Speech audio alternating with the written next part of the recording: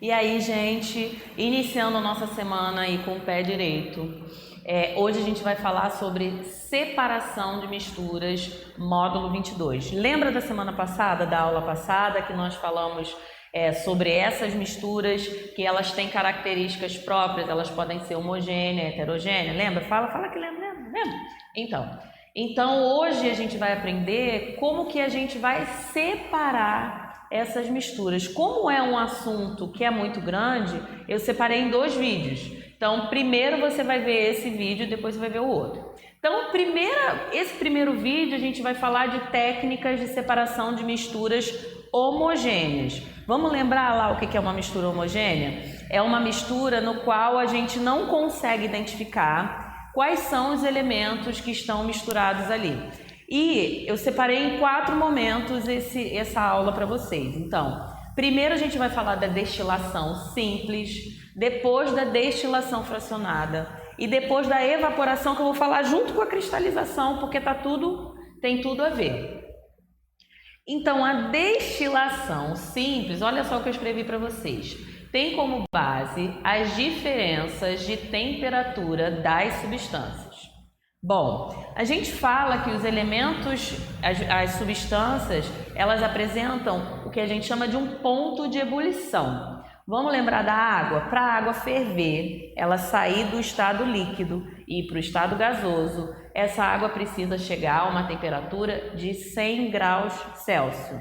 Se não lembra, mente, fala que lembra, porque a gente já falou a respeito disso, né? Quando a gente tem uma mistura, por exemplo, de água e álcool, o álcool, o ponto de ebulição dele é mais baixo do que da água. Então a gente utiliza um equipamento simples chamado destilômetro, que vai fazer o quê? Eu vou aquecer essa mistura de água e álcool. Como o ponto de ebulição do álcool acontece primeiro do que a água, o álcool ele vai o quê? Ele vai evaporar. Ele vai bater, tá vendo ali na nossa imagem que tem um canozinho com azul? Aquele cano ali, o que vai acontecer? A gente chama de um condensador. Quando o álcool vapor bater naquele vidro frio, ele vai voltar para o estado líquido. E aí a gente vai ter no outro recipiente ali, ó, o álcool separado da água, tá? O que a gente chama de álcool destilado.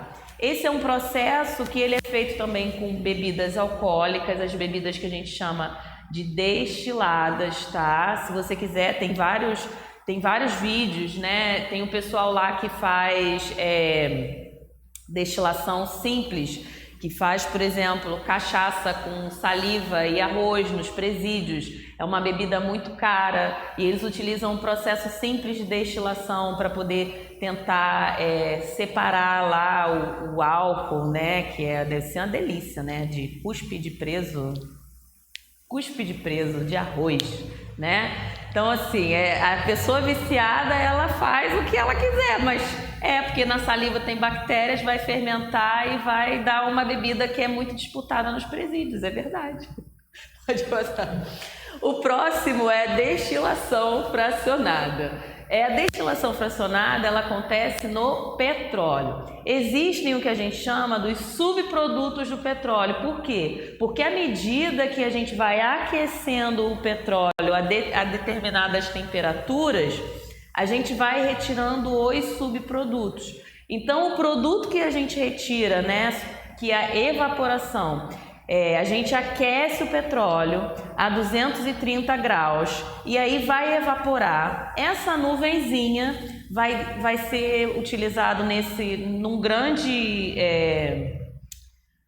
condensador que vai transformar esse vapor de diesel em líquido.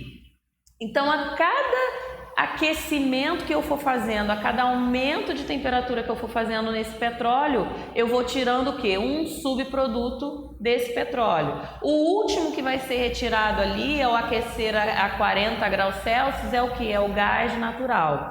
Esse é um processo que não é feito, né, em ambientes que não são industriais, ele é feito nas refinarias de petróleo. E a gente vai retirando esses subprodutos, inclusive o plástico é um subproduto do petróleo também, que a gente vê que sai nesse processo de destilação fracionada.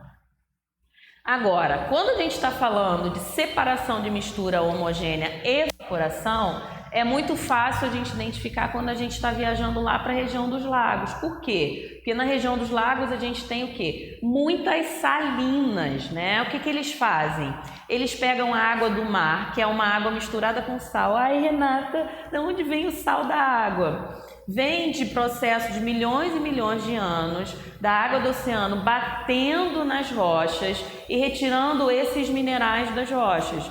Então, esses sais que foram retirados das rochas, eles se concentraram no oceano e virou o sal da água. Então, a gente fez ali uma mistura homogênea, tá? Que não está saturada, porque a gente não consegue ver o sal, ela tá uma mistura homogênea. Então, o que acontece? Eles pegam esse sal, essa água, eles colocam em tanques bem rasinhos, à luz do sol. Por que na região dos lagos? Porque é uma região de farta luminosidade solar. A gente tem sol, tem calor, praticamente assim, boa parte do ano. Então, essa intensidade solar faz a água evaporar e o que fica é o que cristaliza, é o sal, né? O sal fica ali cristalizado. Inclusive, pode ser feito o oposto também, né? Quando você, por exemplo, sua mãe em casa está cozinhando alguma coisa na panela de vapor, não adianta nada colocar sal na água que vai evaporar, porque a água vai evaporar, mas o sal vai ficar, tá? Então, esse é um processo que a gente observa, assim, no nosso dia a dia, é a presença do sal.